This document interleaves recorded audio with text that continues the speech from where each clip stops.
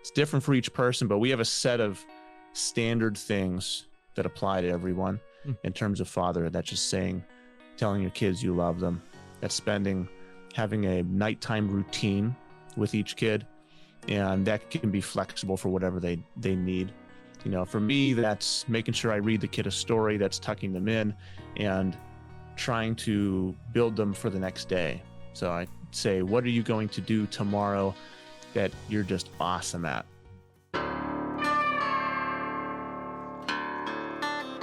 This is the Tom Rowland Podcast. Fascinating stories to amaze, encourage, and inspire you in fishing, fitness, and the outdoors.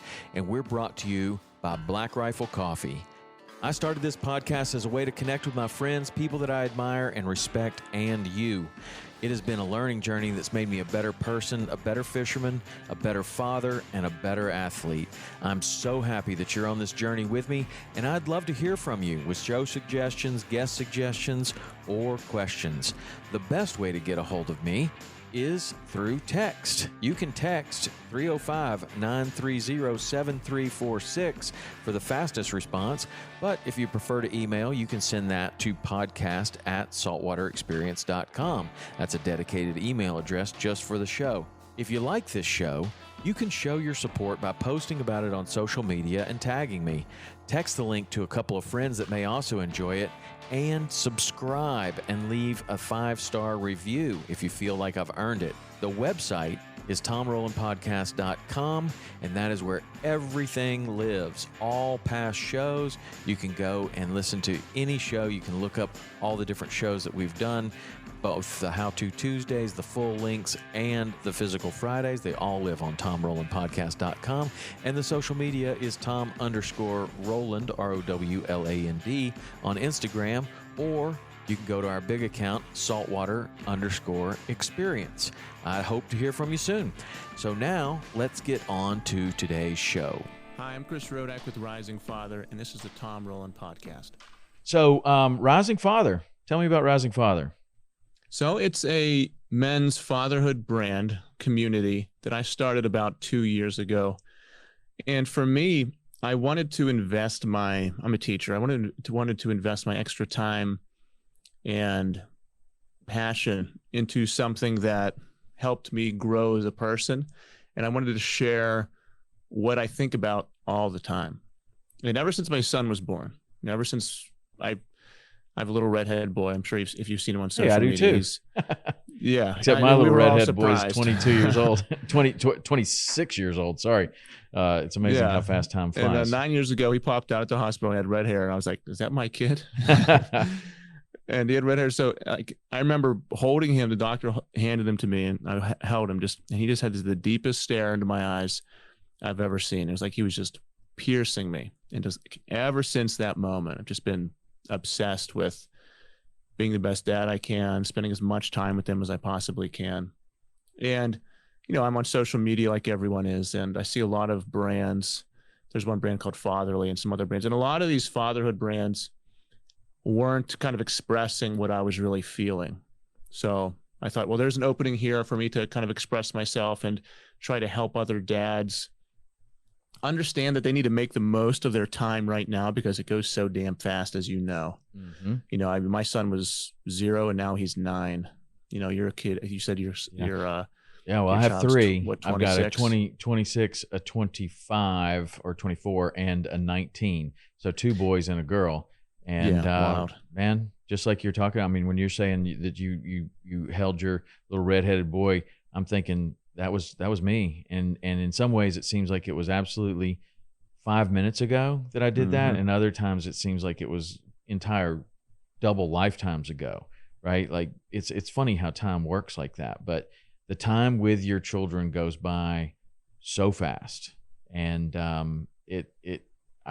don't even know where it goes, because there are times where it seems like you're in a dark tunnel and there is no light at the end of it. And you're like, I'm going to be changing diapers forever. Yeah. And then the next thing you know, you're at a high school graduation. I mean, it literally is like that. And old people told me that growing up. And my dad told me, and all kinds of people told me, oh, you won't believe how fast it goes. Now I feel like I'm talking like an old person, because that's exactly, they were right. They were right. I feel like I talk like an old person already, because I say the exact same thing. I'm 35. I've got 9 and 7-year-old, but I mean, there's people older than me who have 1-year-olds, 2-year-olds, and like a lot of, I feel like we had our kids early, unplanned. And I try to tell them, it's like, yes, your career is important. Your business is important. These other things are important, but the worst thing that could ever happen is your kids go off to college, they start a business, whatever, and you look back and think, damn it, I should have spent more time with them. I should have been more intentional with my time with them.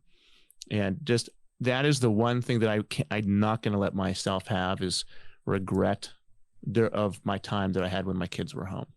So it's really the message that I try to impart onto people, is make the most of your time right now, because it's the best times of your life are right now. Like, live it, like enjoy your kids with you, and like the effect that you have on them every single day has an infinite impact. So just do everything you can every single day for them. So just a few minutes ago, we were talking about these other brands out there and different people doing things, and you said that you didn't really feel like they were saying the same things that you were feeling. What are the things that you're feeling that might be different than some of the other podcasts or social media accounts that are out there? There's a lot of, it's changing. It's changed a lot over the last 2 years. But when I first started, there was a lot of the brands were catering to kind of like a popular culture narrative and message of your typical, I don't know, the father you see on a sitcom, of not the most masculine, not the most wise, not a leader that you go to and put your life in his hands. And I see fatherhood as like a sacred duty, like as the bond you make with your kids is like spiritual. It can never break. It should never break. And I think of it on this level that I wasn't seeing from anyone, at least there might've been out there, but not the accounts that I was following. And it kind of made the father role more of an accessory to the partnership of mother and father. It wasn't as important, or the father was the foolish drunk guy. And it was just like the funny meme accounts where, which are funny, but there's more to it than that. Right. There's more to being a father than just being the joke of the whole thing. And if you can take it seriously, and if you understand your role, I mean, you can transcend what you're seeing other places. Like, if you value your role as a father, it's like, man, I can impact this kid forever if I turn myself into the person who I need to. Then that's a whole nother level of being a father. I wasn't seeing that from anyone. Yeah. Yeah. And when you, a lot of that is not really popular opinion right now. Like, no. There's toxic masculinity. There's, I think there's some kickback to that, but like, have you encountered some kickback to that, or are you drawing to you the people that truly need this the most? I've had it on both ends. Like, there are kind of repulsive opinions on both ends of the spectrum. Like, the whole toxic masculinity crowd is out there, but they don't really come to me. When I first started, like, eventually social media kind of figures out who you are, and they send those kind of people to you. But when you start out, you run into all these people who think very differently from you. So for that end of the spectrum, yeah, those people would comment and send me messages and stuff like that. And that's fine. You're dealing with online. They could be bots. They could be whoever. It doesn't really matter to me. But that's just normal. If you put yourself out there on the internet, you're going to get that, and you just have to accept it. On the other end of the spectrum is your super, super masculine alpha male people who think if you say anything positive about a woman, then you're somehow, less of a man, beta, all that kind of stuff. I personally think both ends of the spectrum are equally repulsive. So I don't like to fall into either of those categories, but both of them are out there. Right. So can you summarize your message? Sure. I would think it's build yourself to build your family. And that's what I try to impart on. We have a men's group, and we're completely focused on building ourselves physically, mentally, with daily habits and discipline. I have other groups, and that's the message. It's work on yourself. Actions speak louder than words. You can tell your kid to eat healthy all you want, but if you're drinking beer and stuff in your face every night, it doesn't matter. And I just have countless examples of my kids doing that. Like I remember the first time my son repeated something I said, that was like something I didn't like about myself, like something sarcastic I said. Like that's something I'm really personally trying to work on, is cut down on my sarcasm. And I think he was 3, and he repeated something sarcastic that I said, probably to my wife, like 6 years ago. And when he was 3, he said that. And I remember thinking, damn, I said that? Because I remember I said it like the day before. I was like, man, and I didn't say that until like 3 weeks ago. So they're just soaking in every single thing we say and do. Like they're just a mirror of our actions and words. And then there's other times that I don't say things, and maybe I'm like unorganized in a certain area of my life, or I'm sloppy, and then I can see him doing the exact same thing. And I'm like, man, where'd he get that? He got that from me. It's like, so I need to fix that with Nathan. It's like, no, I need to fix it on myself. Right. I don't need to fix him before I even attempt and say anything to him. I better damn well fix myself first before I try to fix him. So I can't be a parent. I can't be a father and affect him at all until I've owned up to my own problems. And I looked myself in the mirror and said, what do I need to work on? Right. Like I can't tell you to eat healthy if I'm not eating healthy. Well, what a better message. I mean, like there are plenty of messages out there, and there's plenty of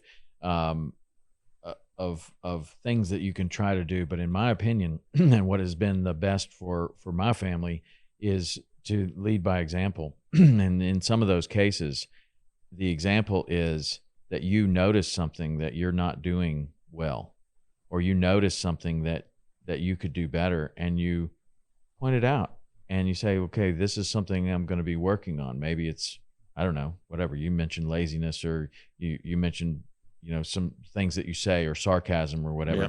And, a lot of people are afraid to like talk to their kids about that and go, you know what, there's something called sarcasm, and it sounds like this, and I do it way too much. And I'm going to really try not to do that, because this is the effect that it has on people, or this is the effect that it has on situations.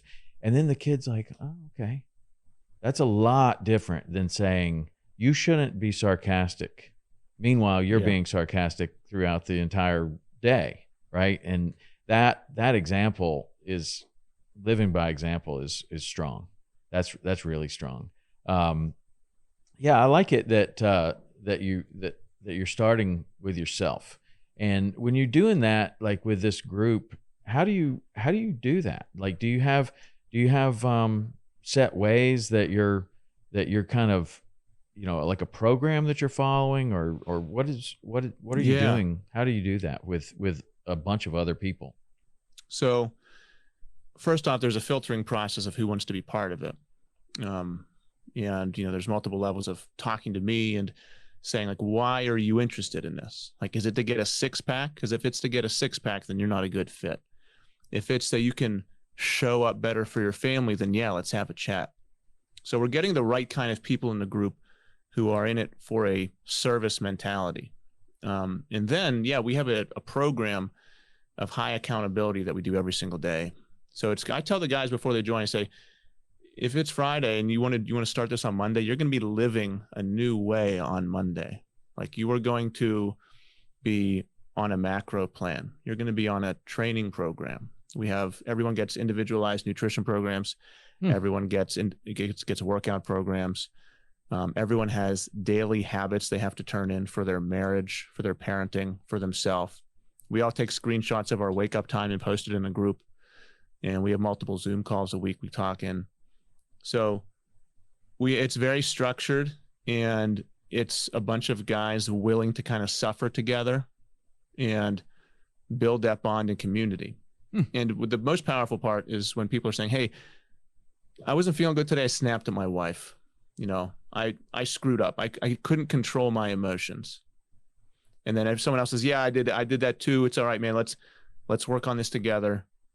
Here's what I did to fix that. And then through this sharing of experiences, you kind of build a power within your group. And whenever you're surrounded by people who think like you and want to kind of rise themselves, I feel like your power is just multiplied. Yeah. Like a lot of our inner circles of friends and family, they're not always people that want the absolute best for themselves, you know? And maybe you have one person in your circle who's like that. But whenever you join these groups, you're surrounded by lots of people who want the same thing. And then you can kind of feed off their energy. Mm-hmm. So it's a really powerful thing for men. How do you know how to do this? Like the nutrition plans and the fatherhood. I mean, you said your kids are what, 9 and 7? 9 and 7. 9 and 7. So, how did this start for you? How do you know how to develop the nutrition plans and the workout plans and everything like that for a group?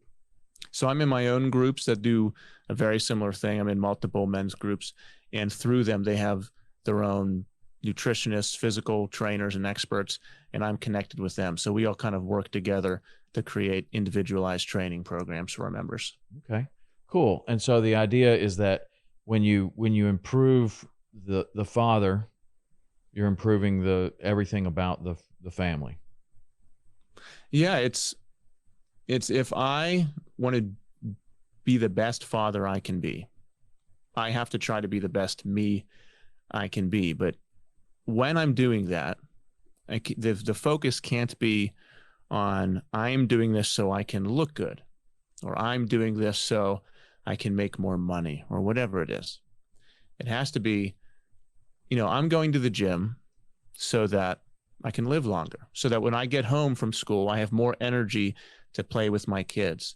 So if I can wake up at 3:45 every day and it's cold outside and I get up and I force myself to get up and I can force myself to do something that I hate over and over again, and I can push down that muscle of just seeking comfort all the time.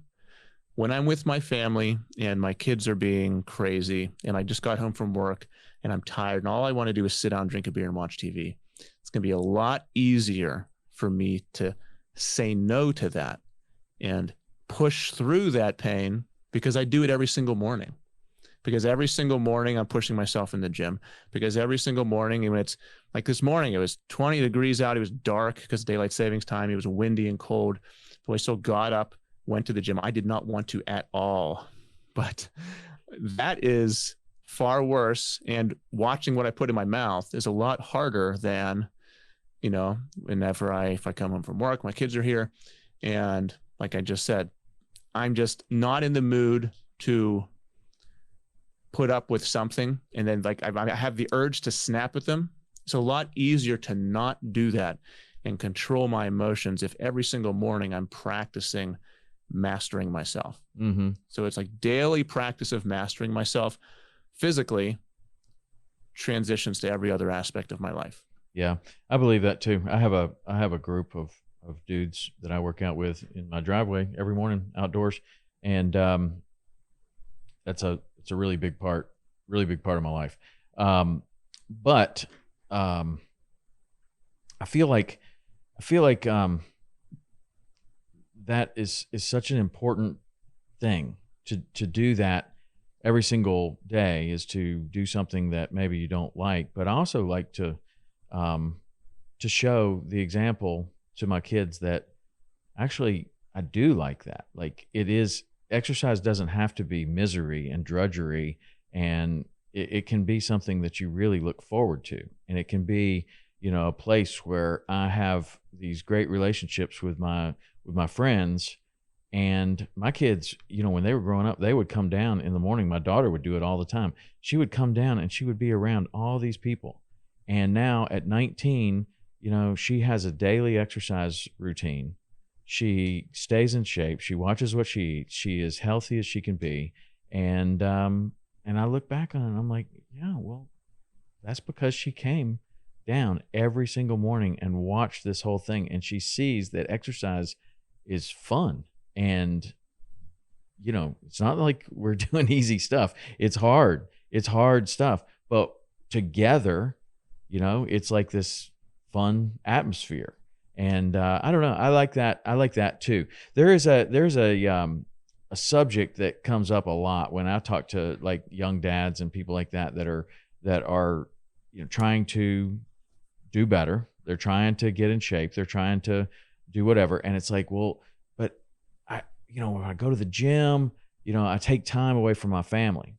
And there are a lot of people that kind of struggle with that. And I wonder, like in your group, you're saying you wake up at 3:45, so that solves that. And that's why I am a morning guy and a morning workout guy, is because I had to carve out time that was not taking away from the family.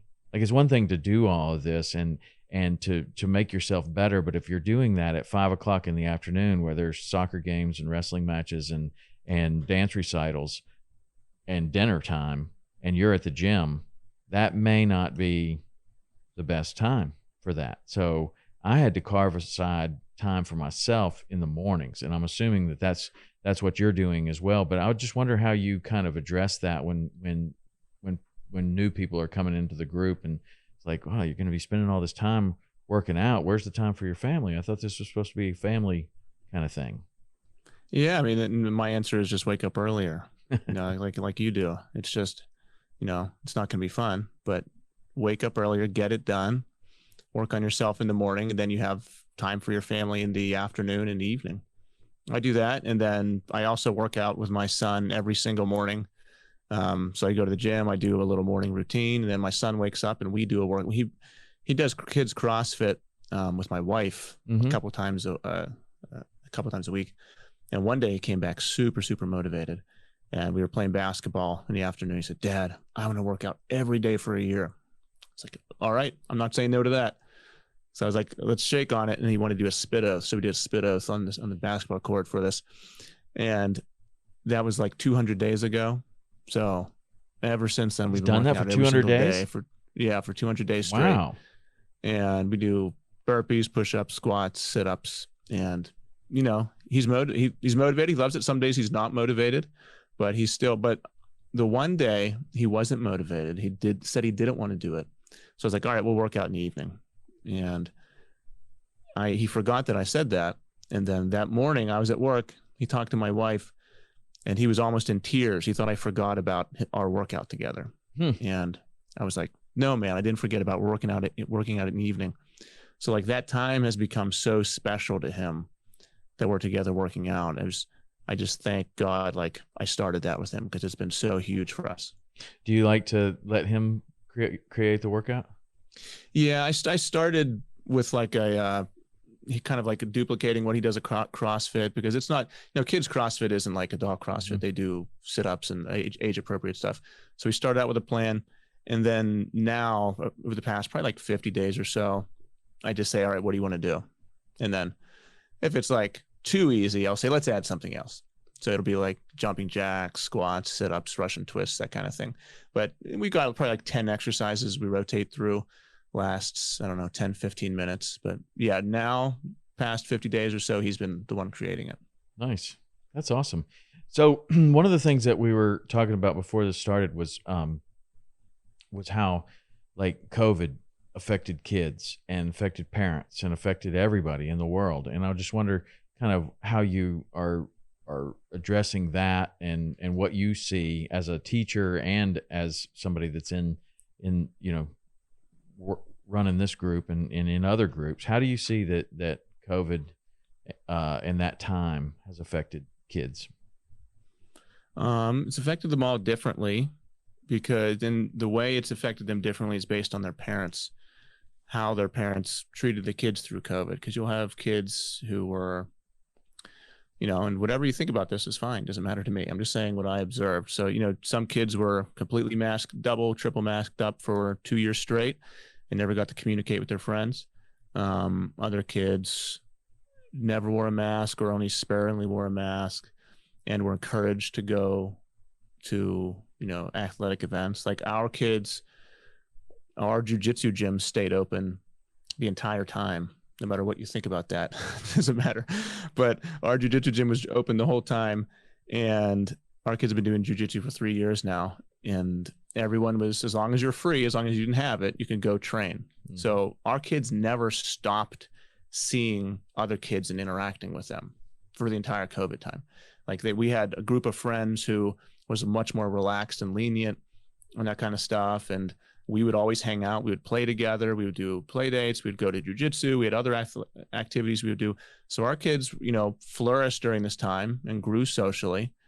But, if you were very restricted during these years, then a lot of kids are permanently affected.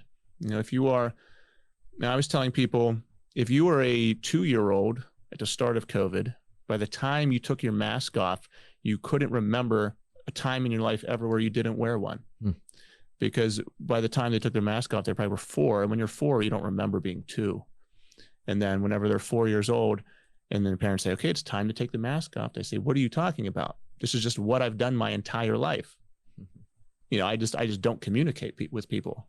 Like, that's who I am. It's easy if I'm 33, like as a 33-year-old, yeah, I can force myself to wear it for 2 years. And then, yeah, I have 33 years to go back on. I have my life to remember. But young kids, they don't have that memory of what life was like before it. So if they were restricted in that way for multiple years, then some of them are permanently socially handicapped unless they have an intervention of some sort. And so what does that intervention look like? Yet to be seen, because it's still very recent. I think you would need kind of like ripping a Band-Aid off, I would imagine. Like if I did that to my son, and he no longer could communicate with people, couldn't look them in the eyes, was only comfortable with something over his face, then it would have to be like breaking a cigarette habit. You would just have to, I would imagine we'd go to a lot of big social situations and say, we're not going to wear this. You're going to go make some friends today. I'll help you do it. And just do that every single day until I felt they were better.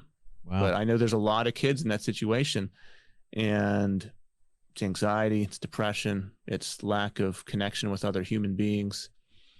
I'm sure you know this, like there's a famous science experiment. I think it was like monkeys or something.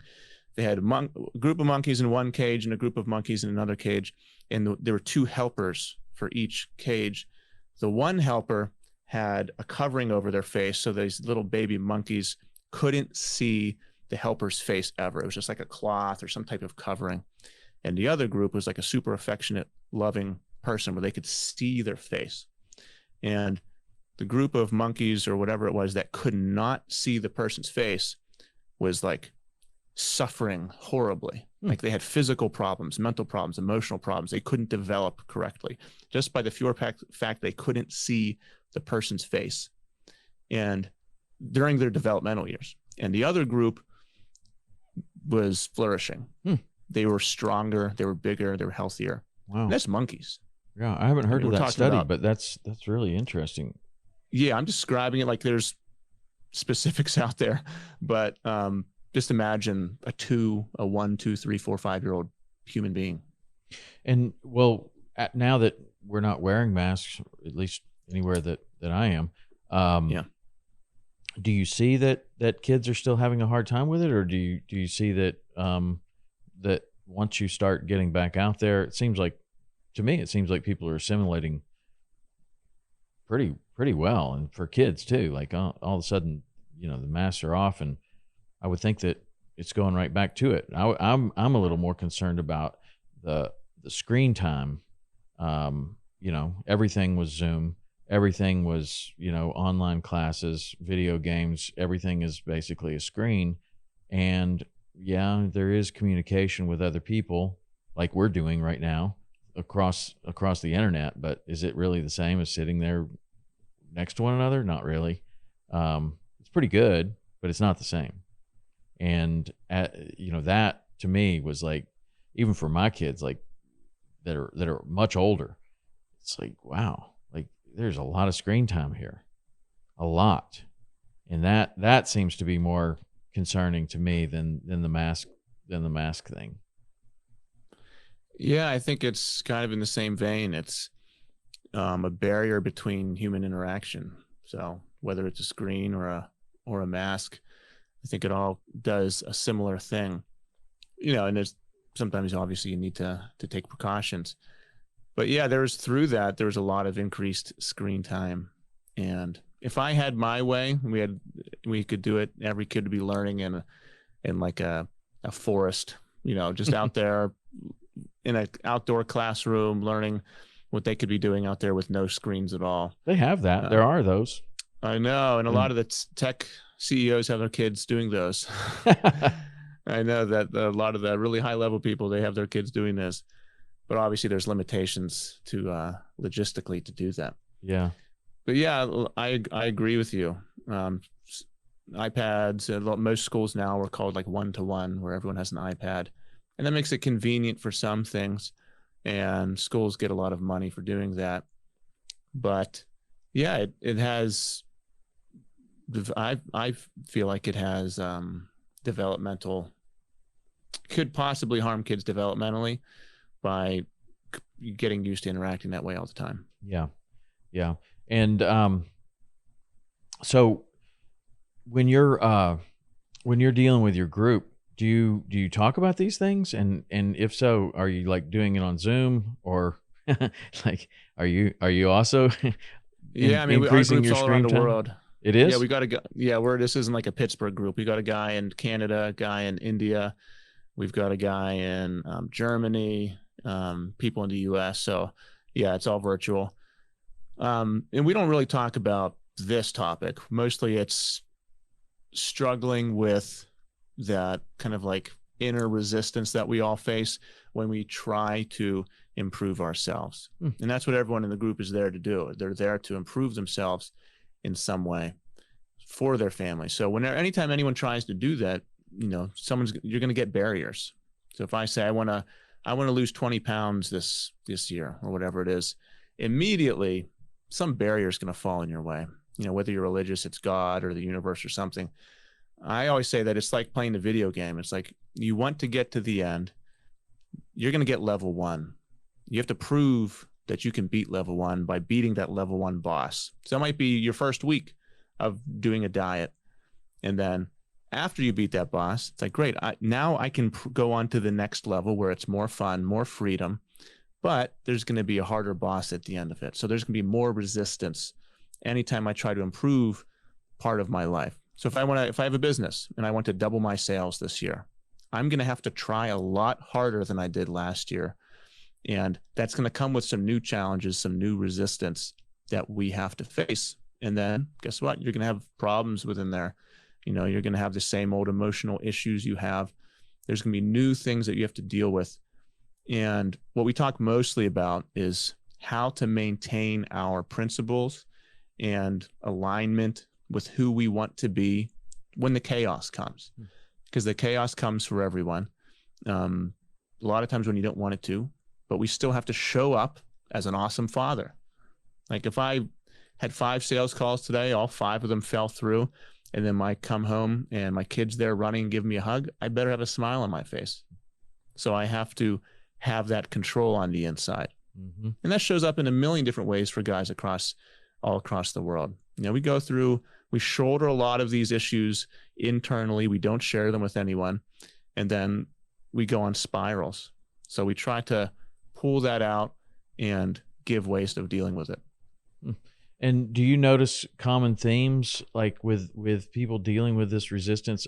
You got people all over the world dealing with different factors and things. Do you notice different or common themes that these gentlemen are going through? Yeah, there's a common theme of fathers thinking they're failing as a father. They think that they've wasted time. They feel like they've regret, or they feel like they are not showing up as a good model for their kids. And there's a lot. That's the common theme that goes through everyone is they're not doing everything they could. And my message is, all you have to do is today prove to yourself that you are who you say you want to be. So you say you want to be a great father. Write down today what you think you would do if you were a great father. Does that mean hugging your kids, telling them you love them, tucking them in, reading them a story, giving them no screen time, just you and them being totally present? If you're not doing those things and you think that's what a great father does, write it down. That's your checklist for today, and do it. And it'll only take you a couple of days of these non-negotiable acts of life and habits for you to feel like you're crushing it again. Mm-hmm. Same thing with your marriage. Like one of the things that I have our guys do is they have to do every single day active service to your wife, and you can't tell her about it. So it could be like doing the dishes. It could be cleaning the kitchen. It could be doing one of her, chores. If you split up chores around the house, just doing something for her that is out of pure love and active service. And you don't say, "Hey, I did the dishes, honey. Did you notice?" You don't say that. That's one of the things. Another thing is just sending them love notes or emails or text messages throughout the day. And it's okay to write these things down as your plan. This is my plan to be an awesome husband. And when you actually do these things day after day, you become that person. Like, who do I want to become? Write down who you want to become. Just do the things, and then you are that man. Mm-hmm. Like, it doesn't have to be this far off fantasy. It's do the things today, and you're him. Right. Do you have a method or a kind of a system that you put these people through to understand who it is that you want to be? Like, it's one thing to just say, write down the things that that you think a good dad is, but do you have like a process that you put them through so that they can understand like who it is in their heart that they really are or want to be? For some of that, it's on our calls we discuss, and that comes from them sharing where they feel like they're falling short. And that's going to be different for everyone. Like we've got a business guy who admits that he was solely focused on money and his career. And he has regret that he didn't spend more years of his life being intentional with his kids. And anytime he's with his kids, he's looking at his phone. So for him, all he has to do, like step one, just this week, when you're around your kids, you need to put your phone down. And that might mean you need to be more organized and time block. That might mean that you're just not being efficient with your time, and you have to maybe wake up earlier or not get distracted while you're working so you can get your work done and spend quality time with your kids. It's different for each person, but we have a set of standard things that apply to everyone in terms of fatherhood. That's just telling your kids you love them. That's having a nighttime routine with each kid, and that can be flexible for whatever they need. For me, that's making sure I read the kid a story, that's tucking them in and trying to build them for the next day. So I say, what are you going to do tomorrow that you're just awesome at? Or I'll say, why are you strong? Why are you smart? And I go through this with my kids to get them pumped up for the next day. So everyone has their own, variation on that. Mm-hmm. That's interesting. I like that. And do you have these dads like have an epiphany of like, oh, it's way simpler than I thought. Like, this is all I really need to do. Or is it just like, I don't know. It just seems like if you're trying to improve yourself, you say, man, I have no connection with my children. All I think about is money. I can't stop working. And it just seems like incredibly overwhelming to like, how do I, improve this relationship with my kids? And it's not going to be immediate, right. And there's no magic pill. Like I tell them, like, it's one thing to say it. You can say it until you're blue in the face, but until you live it and accept that this is the new you, nothing's going to happen. Like, you can't just be with me in our group for a couple months and expect your life to change. Like, you have to use this as the jumping off point for the way you're going to live your life. Like, if you want to be a father that makes an impact, like, you have to say, what am I doing right now that feels great and that's changing my life right now? And that could be these 5 habits I'm doing every day. Okay, I have to live this. Okay, well, is there an end point? No, there's not an end point.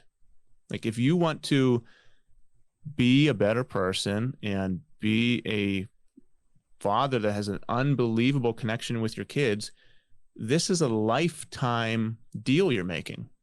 It's not for the next 12 months. It's, we're going to teach you how to do it. We're going to make sure you do it, and you're going to get really good at it. But you are saying that this is who you want to be. It's your being is changing if you want that. If that's something you want. It's not like, oh, I got to 180 pounds, so now I'm good. It's like, no, this is what you're going to do forever if that's what you truly want. And do you see people fall off? Like, do you see a lot of people that get into it and think, well, maybe I don't want to do that much work? Yeah, there's always going to be people who do that. Yeah. How do these people find you? How are people finding you, like all over the world? Is it social media? Is it social media? Yeah, that's it. Yeah, just on mostly Instagram. That's cool. And so on a monthly basis, you just have, like, I don't know, how many people are contacting you regularly? A lot. So and I don't take, there's obviously a funnel that happens there. So I've got, like, this past week, I probably had 25 people reach out to me. And then from that, you make calls, and then you decide who you think should be in the group, and then they decide if they want to be in the group. So it's probably right now around 25 a week are reaching out to me. Wow. That seems like a lot. It really does. I think that seems like a lot to me, especially for something that takes work. But I do notice that theme is there, whether it's, there are a lot of these men groups and there's a theme of like going the other way, like going back to being strong and being a provider and being responsible and being, going that way rather than going the unattached beta kind of person.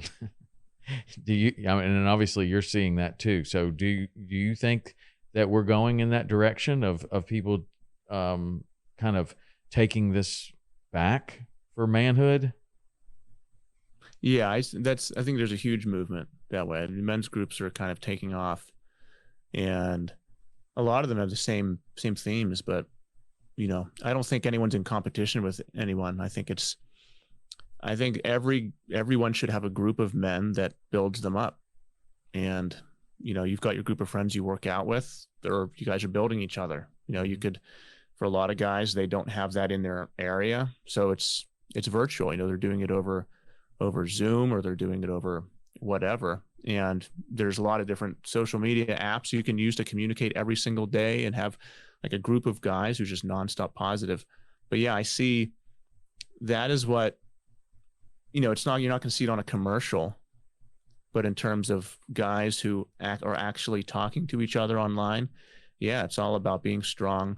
It's about being a servant for your wife and kids and showing up the best you can and working on yourself. I've seen a massive movement that way over the past couple of years.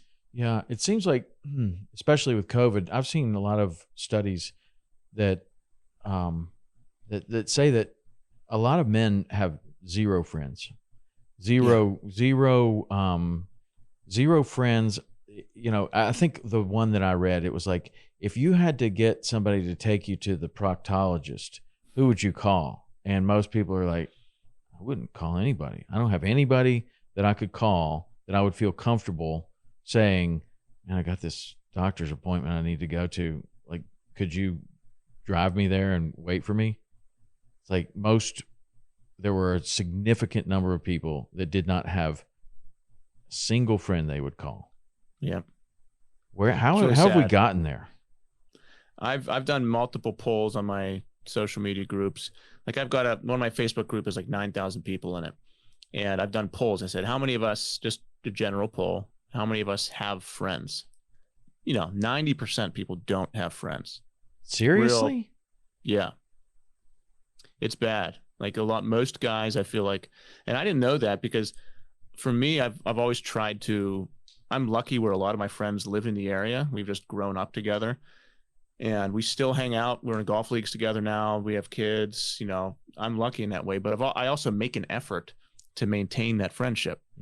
But yeah, lots and lots of guys don't have any friends, but there's also a side to it, because anytime I'll do a post about the importance of guys needing friends, I'll always get a lot of comments that say, yeah, I don't need friends. I have my family, like, why would I spend time with friends when I can spend it with my wife? Or why would I spend time with my friends when I can spend it with my kids?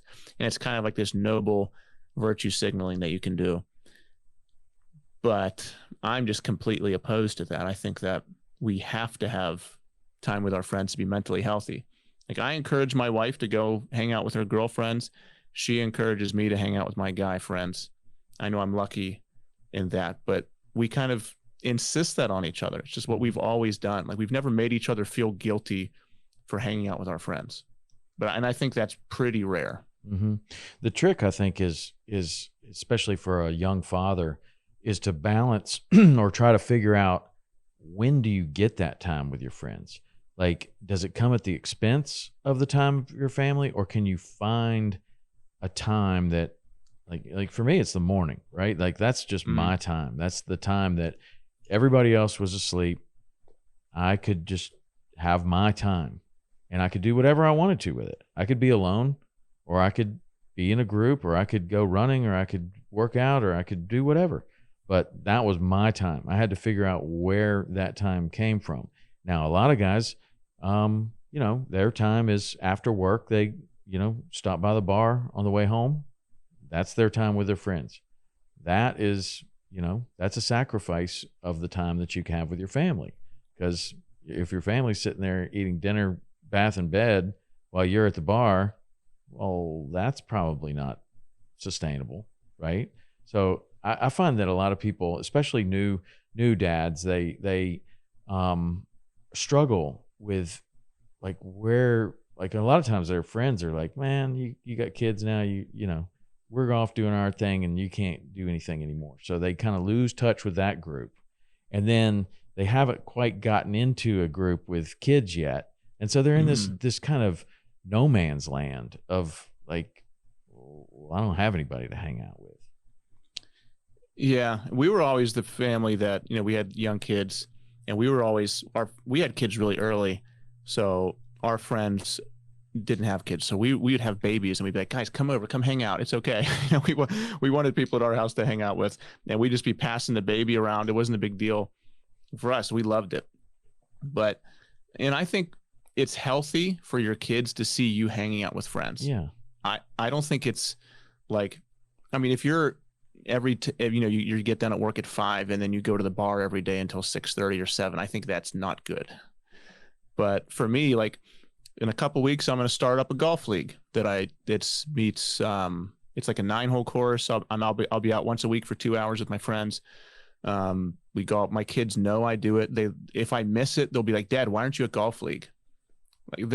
And I think that's education for them. I want them. They will be more successful in life. They'll be happier in life if they're good at networking, if they're good at making friends.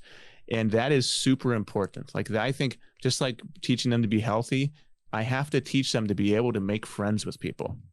So if I'm someone who they've never seen be friendly to people or hang out with my friends, then that's not good for them. Like, I have a really tight knit group of friends that were all in my wedding. We went on a friend vacation last summer, and there's like us 4 guys hanging out, just doing guy talk. And then my son walked up. He was hanging out with us for the entire week.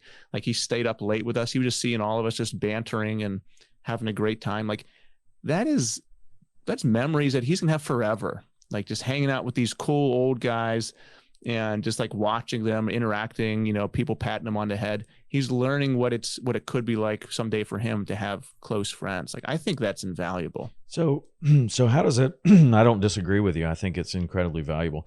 How does a guy that finds himself in no man's land, or one of your people that's in your group, and that's one of those people that has no friends, how do they go from that to what you just described?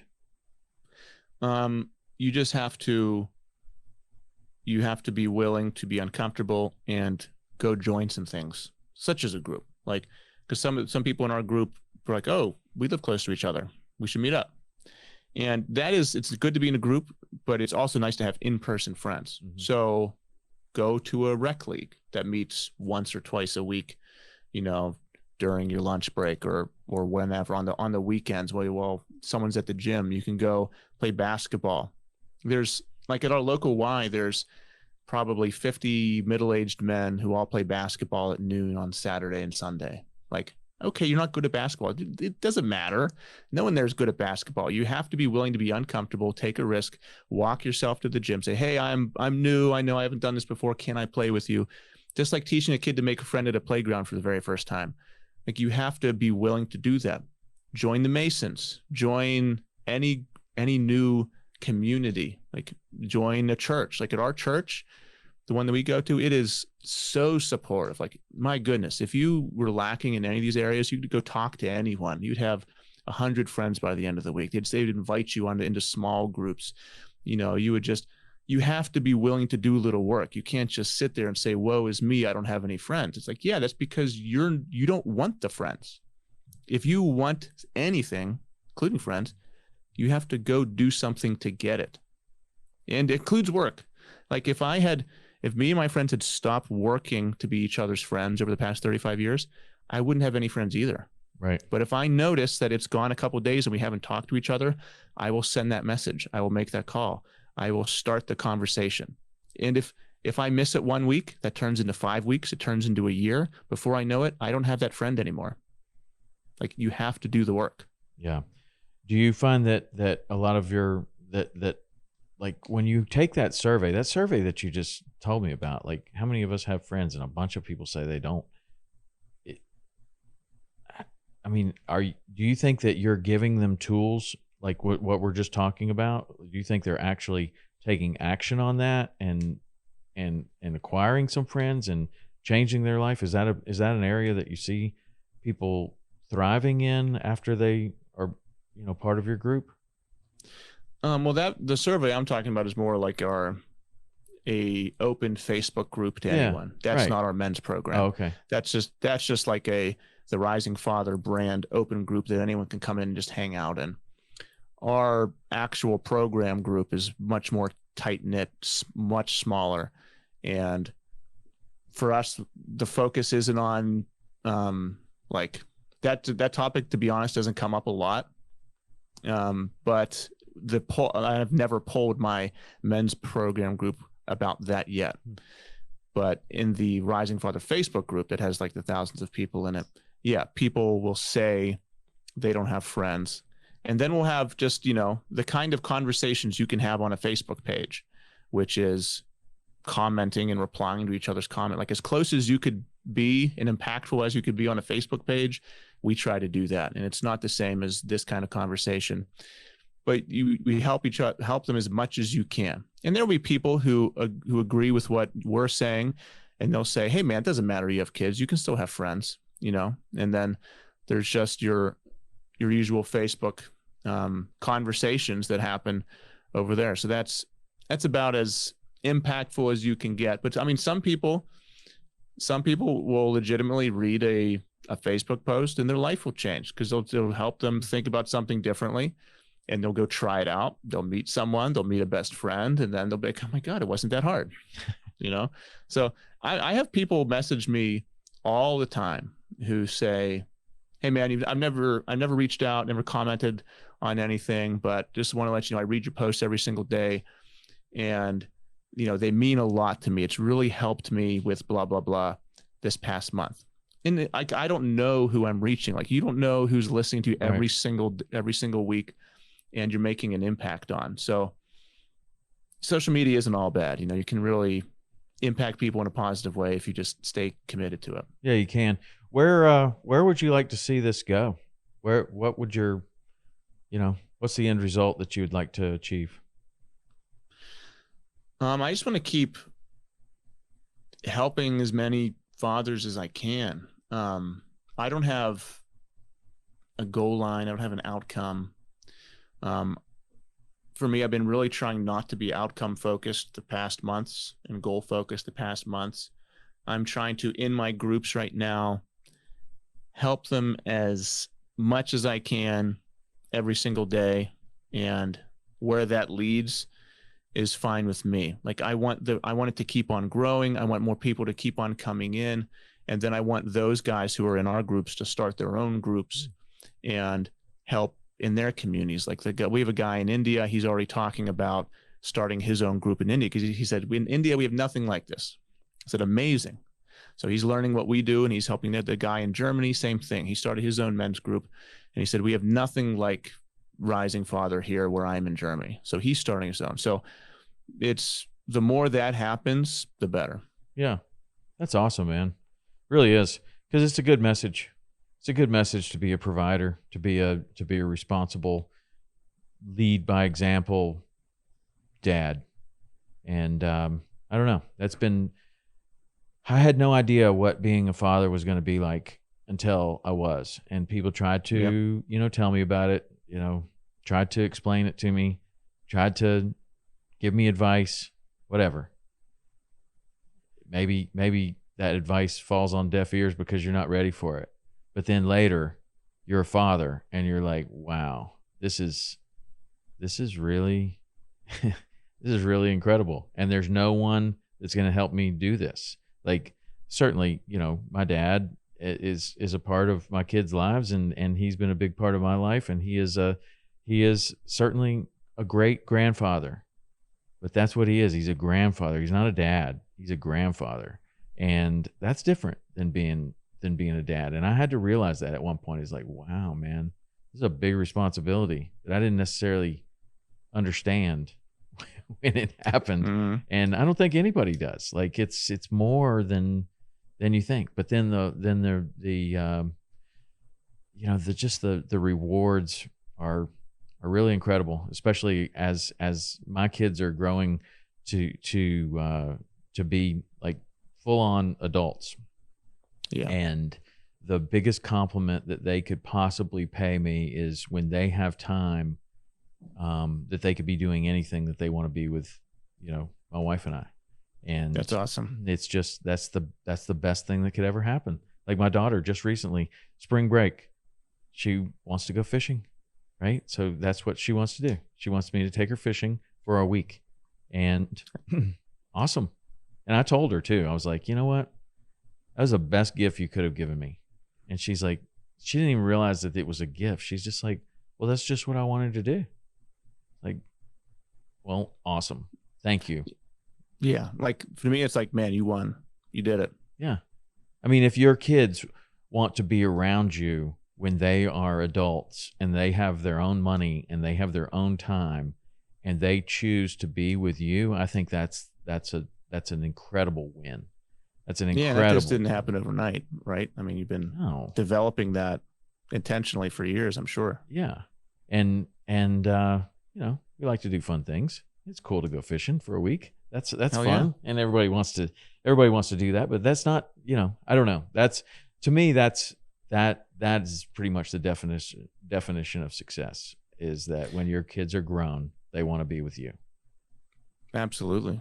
And I mean, fishing is a whole nother topic, but we went on our friend's vacation, my buddy in Maryland. He's a big fisherman, and I would like to be, but I know absolutely nothing about it. Like it just looks calming and great. And we were catching all kind of fish with him.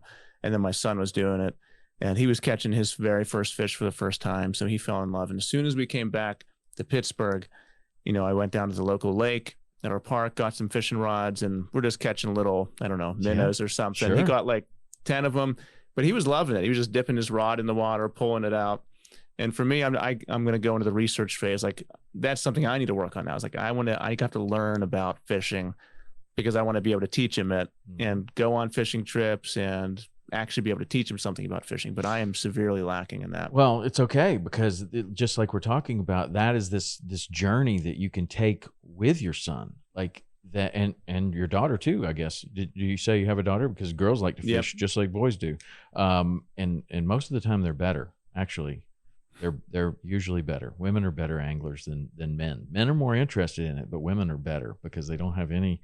They do exactly what whoever the guide or whoever tells them to, and there's not like the dudes. They want to go off and do it their own way. Mm-hmm. But anyway, there's like this there's like this journey of that you can take together. And then there are all these, what I like about parenting and fishing is that there are all these rites of passage that you can have and that you can give to a young boy or a young girl, to where, you know, it's like, okay, you are now old enough that I'm going to give you this really sharp hook. And we've been working on our knots at home, but we've been doing it with, you know, a keychain or something like that. And now I'm going to give you this really sharp hook because you've grown up and you've shown me that you can handle this really sharp hook. And I'm going to give it to you and you're going to tie it on yourself. And then they're like, man, I did it. Like I did that. Or maybe it comes time to fillet a fish and it's like, okay, well, I'm going to show you how to do this. And I'm going to show you how to hold a fillet knife. And I'm going to show you how to do all these things. And then, you know, one of these days, when you show me that you can do all these things the right way, it's going to be your turn and you're going to be able to do this. And there's this huge rite of passage. Like, okay, that is really, really big. And fishing is full of them. I mean, the hook, the knife, you know, then it's driving the boat, then it's back in the trailer, then it's, I mean, it is on and on and on. And it's a lifetime of work until you get to where your kids are like my age and they're picking you up in their truck with their boat and they're backing it down the ramp and they're doing everything. They're like, no, I got a little system. And you're like, okay, cool. This is really cool to watch you do this because this is what you watched me do all of these years. But it's just a series of these little rites of passage that are really cool. I think it's really, really, really cool. And hunting's the same way. A lot of outdoor stuff. I think that's why, you know, maybe the Boy Scouts are, you know, they I don't know, the Boy Scouts are in a different place than they once were, but there were these rites of passage and there were these merit badges that you earned and there were these outdoor kind of things. The thing I never liked about the Boy Scouts was that it wasn't with your dad. Like you went off and you did these things on your own. Yes. And I never was really that interested in that because my dad and I had a great relationship and he would take me to do all these things. And, you know, I'm like, well, I'd really rather just do it with you than all these other people. But, you know, whatever, if that's your outlet to the outdoors, great. Take it, you know, but I like that. I think that you'll enjoy that with the fishing thing if you get into it even at all, and you'll see that there are these rites of passage. Like you could even say, okay, well, we're going to go to this lake or this lake. Which one do you want to go to? We've been to both of them before. Show them how to read a map. You show them how to, you know, do all of these different things. It's really cool. And for me, that's where I spent most of the time with my kids is like on the boat and fishing, you know, so. Oh, it's going to happen. We're doing it. Like as soon as it's not freezing cold and miserable outside, we got our little 2-person kayak and we're going to head out and learn all of it. We're going to learn it together. Just like we did in jiu-jitsu. We learning together how to do it. Nice. Yeah. Same thing with hunting. For me, it's lack of people in my immediate circle who do those things. So I've got to make an extra effort, like I was saying, to go find people who know how to do those things and kind of take me under my wing. I'd rather have someone who knows how to work a rifle and hunt teach me than me go experiment in the woods or at a range. So there are those things. It may be even a little bit more common with fishing than it is hunting. I mean, there's hunting guides and people that take people hunting for a living, but there are certainly fishing guides that take people fishing year round where you are, and going with one of those people it can be really good. But then, you know, you just got to learn enough to knock around on your own, you know, and that's where the real learning comes is when you're knocking around, kind of making mistakes, not catching anything, catching things, you know, and the days that you don't catch anything make the days that you do catch things even more valuable for you and your son. Like when you figure something out, you're like, wow, figured that out. We caught all these fish. Look, it's amazing. But fishing's great. It's been fantastic for me. So if I can help you out with that anytime in the future, let me know. But if people wanted to learn more about your group and maybe hang out in some of these Facebook groups that anybody can go to, or take the next step and you know, join the group formally, where do they find you? Facebook, the large open Facebook group is just called Rising Fathers. You can just search it. If you want to reach out to me about joining our men's program, men's group, then just find me on Instagram. It's Rising Father, it's at Rising Father, and just send me a message. Talk to you all day. Okay. Very cool. Awesome, man. Well, Chris, I appreciate you coming and sharing your purpose and your mission with us. I think it's really good, man. I think you're on the right track. Appreciate that, man. I had a blast. Yeah. Thank you. All right, cool. Check him out, Rising Father, on Instagram, Facebook. Do you have YouTube? Where don't you have a podcast too? Yep, I do. What's just the podcast? Called the Rising Father Podcast. Everything on all the social media channels, it's just Rising Father. How often do you put the podcast is out? Rising Father Podcast. How often do you put that out?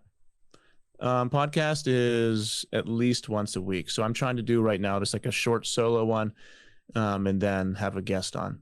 Cool. And what kind of things do you talk about on your podcast? I'm trying to branch out a little bit more, not just only self-improvement, fatherhood stuff. Like I had a cook on last time, like a father who's super into cooking. I'm going to have a pizza guy on. I had Steve Eckert with The Project, Modern Day Night Project, and guys like that on as well. So I'm trying to be varied in the men's space for my project, or for my podcast. Nice. Should have Ray Cash Care on there. He's a good dude, and he's part of that project. I've had both those guys, Bedros and Ray, on the podcast. They have good messages. Very good. Absolutely. But anyway, all right, man. Well, thanks for doing this. I appreciate it. And if you are a new father or a struggling father or somebody looking for advice or friends, check it out. Rising Father. All right. Thanks. We'll see you next week. See ya.